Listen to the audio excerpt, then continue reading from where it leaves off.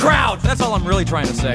And by the way, if one day you happen to wake up and find yourself in an existential quandary, full of loathing and self-doubt and racked with the pain and isolation of your pitiful, meaningless existence, at least you can take a small bit of comfort in knowing that somewhere out there in this crazy old mixed-up universe of ours, there's still a little place called Wakka Wakka Doo Doo!